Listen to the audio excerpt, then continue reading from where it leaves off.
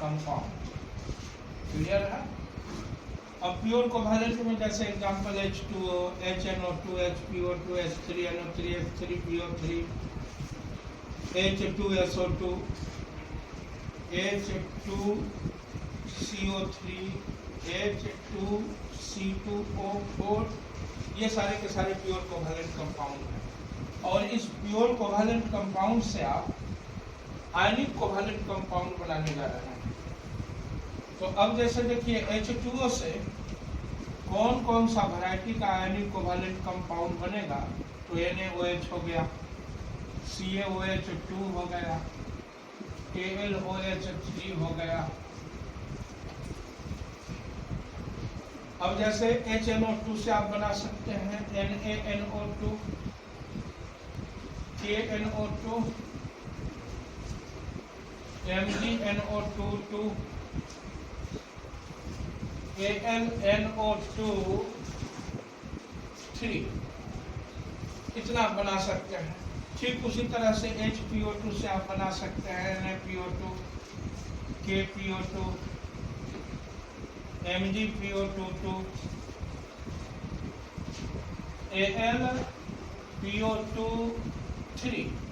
अब इसमें से हम लोग एक एक को देखना चालू करते हैं। नीचे भी इस तरह से बनेगा क्योंकि मैं आगे आपको दिखा दूंगा, लेकिन उससे पहले आप H2O से NaOH की यात्रा को चलें। ये ऑक्सीजन है, इसके लास्ट में 6 इलेक्ट्रॉन है, ये बना लिया H2O। यहाँ 1 2 3 4 5 6 7 8 इलेक्ट्रॉन है, इसका तो ऑक्टेट कंप्लीट है। लेकिन जरा सोचिए कि इसी H2O का एक हाइड्रोजन अगर हम हटा देते हैं तो इसकी स्थिति हो जाती है, ये हो जाती है ना। एक हाइड्रोजन को हटाए तो ये स्थिति हो गई। अब इसमें कितना इलेक्ट्रॉन है? 1 2 3 4 5 6 7। अब 7 इलेक्ट्रॉन है तो एक Na के लास्ट में कितना है? आप माथा स्थिति समझे, एकदम चंद्रमा बहुत गर्म। अब 1 इलेक्ट्रॉन सोडियम के पास है। अब यहाँ आपको पता है कि 1 2 3 की मुलाकात 5 6 7 से होती है तो लूजिंग गेनिंग होता है। क्या होता है? Losing gaining, losing and gaining. तो यहाँ कौन सा केस बन रहा है? 1 और 7 वाला। कहें कि ऑक्सीजन के लास्ट में 1 2 3 4 5 6 7 इलेक्ट्रॉन है। अब 1 इलेक्ट्रॉन ये यहाँ दे दिया क्योंकि इसके लास्ट में 1 था, इसके लास्ट में 7 था, प्लस माइनस ये आयनिक बॉन्ड बन गया। ये हो गया NaOH। इसी H2O से NaOH बना। अब जरा सोचिए कि इसी NaOH के जगह पे अगर AlOH3 हो तो ऑक्सीजन के लास्ट में ये स्थिति है, 7 इलेक्ट्रॉन है, इसका भी वही हाल है, 7 इलेक्ट्रॉन है। अब इसे चाहिए ना, चूंकि एल्युमिनियम के पास 3 इलेक्ट्रॉन है तो इसे 3 OH चाहिए, क्योंकि तीनों इलेक्ट्रॉन जब तक वो डोनेट नहीं करेगा वो भी स्टेबल नहीं होगा। तो अपना 1 इलेक्ट्रॉन ये यहाँ डोनेट कर दिया, प्लस माइनस, दूसरा इलेक्ट्रॉन यहाँ डोनेट कर दिया, प्लस माइनस, तीसरा इलेक्ट्रॉन यहाँ डोनेट कर दिया, प्लस माइनस, और इस तरह से 3 आयनिक बॉन्ड बन चुका है। ये तीनों क्या है? 3 आयनिक बॉन्ड है, 3 आयनिक बॉन्ड और 1 2 3 कोवैलेंट बॉन्ड, 3 कोवैलेंट बॉन्ड है इसमें। क्लियर है? अब ठीक उसी तरह से ये तो OH की कहानी है। अब हम लोग H2CO3 की कहानी देख लेते हैं। H3 बना लेंगे। अब देखते हैं H2CO3 की कहानी क्या है। H2CO3 से आप बना सकते हैं CaCO3 को। कैसे? पहले आप H2CO3 बना लीजिए। कार्बन के लास्ट में 4 इलेक्ट्रॉन, ऑक्सीजन के लास्ट में 6 इलेक्ट्रॉन, 6 इलेक्ट्रॉन के साथ इसका हो जाता है शेयरिंग। फिर ऑक्सीजन के लास्ट में 6 इलेक्ट्रॉन और यहाँ पे इसका शेयरिंग। फिर ऑक्सीजन के लास्ट में 6 इलेक्ट्रॉन, यहाँ पे शेयरिंग, और 2 हाइड्रोजन भी इसके साथ मिला हुआ है।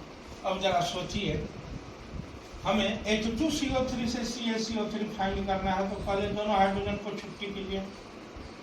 H2CO3 का ही दोनों हाइड्रोजन छुट्टी होना चाहिए। दोनों हाइड्रोजन का छुट्टी हो गया। अब कैल्शियम के लास्ट में 2 इलेक्ट्रॉन होता है और आपको पता है कि 1 2 3 की मुलाकात 5 6 7 से होती है तो लूजिंग मीनिंग होता है। यहाँ 1 2 3 4 5 6 7 इलेक्ट्रॉन का मामला है। 1 इलेक्ट्रॉन ये इसे दे दिया प्लस माइनस, और 1 इलेक्ट्रॉन ये यहाँ लूज किया प्लस माइनस। इस तरह से CaCO3 बन गया।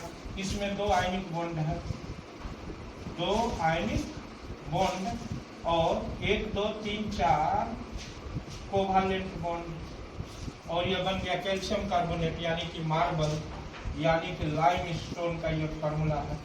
तो इस तरह से आपने देखा। अब आपको इसका स्ट्रक्चर फार्मूला भी बनाना चाहिए। स्ट्रक्चर फार्मूला बनाने के लिए आपको कुछ नहीं करना है, ये पेयर के इलेक्ट्रॉन को खत्म करके माइनस दे दीजिए। यहाँ पेयर के इलेक्ट्रॉन को खत्म करके माइनस दे दीजिए। ये दोनों इलेक्ट्रॉन को बस एक लाइन दे दीजिए, इस दोनों इलेक्ट्रॉन को लाइन दे दीजिए, इस दोनों इलेक्ट्रॉन से 2 लाइन दे दीजिए, और इस तरह से आपका स्ट्रक्चर फार्मूला बन गया। इलेक्ट्रॉन डॉट फार्मूला से स्ट्रक्चर फार्मूला बनाना बहुत आसान है। तो आप देख सकते हैं कि ये CaCO3 का स्ट्रक्चर फार्मूला बन गया, जिसमें 2 आयनिक बॉन्ड और 2 कोवैलेंट बॉन्ड। अब इसी तरह से CaCO3 के ही साथ हम एक और को देख सकते हैं, Al2CO3। अब आपको पता होना चाहिए, एक बार मैं फिर से H2CO3 को बना रहा हूं, क्योंकि H2CO3 से ही वो बना है। ये रहा आपका H2CO3।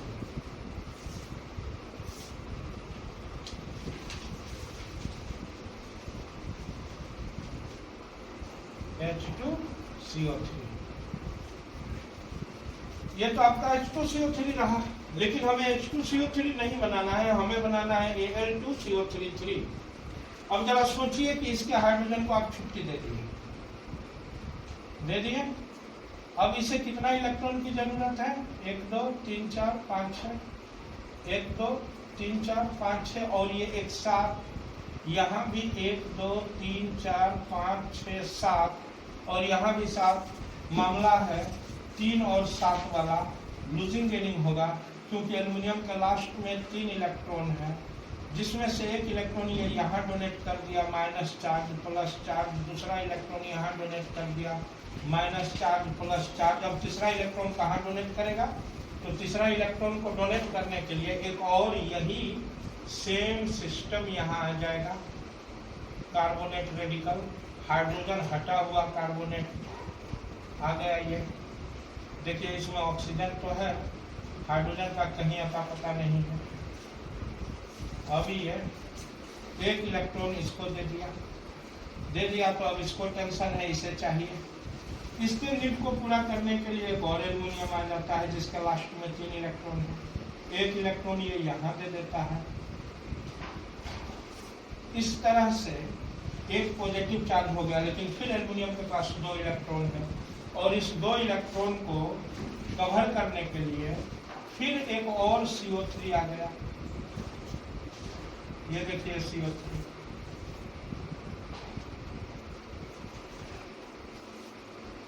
अब ये जो CO3 आया, इसे भी चाहिए 2 इलेक्ट्रॉन, तो एक तो ये दे दिया माइनस चार्ज प्लस चार्ज, एक यहाँ दे दिया minus charge plus charge.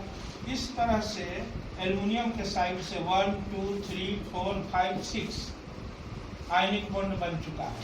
6 ionic bond and number of covalent bond is 1 2 3 4 5 6 7 8 9 10 11 12 covalent bond. Have you any problem? 12 covalent bond. Now you can write the structure formula of this compound. At first of all, erase 2 electron and give only minus charge. Here also, यहाँ भी उसी तरह से दे देंगे। और ये जो pair खत्म हुआ, 1 covalent bond, electron pair erase and give negative charge, electron pair erase and give negative charge, फिर ऐसे फिर ऐसे फिर ऐसे और इस तरह से आप इस दोनों को खत्म करके दो, इस दोनों को खत्म करके दो, इस दोनों को खत्म करके दो, इसको खत्म करके एक, और इस तरह से देखिए आपका स्ट्रक्चर फॉर्मूला भी बन गया, जिसमें 6 ionic bond and 12 covalent bond है। तो इस तरह से आपने Al2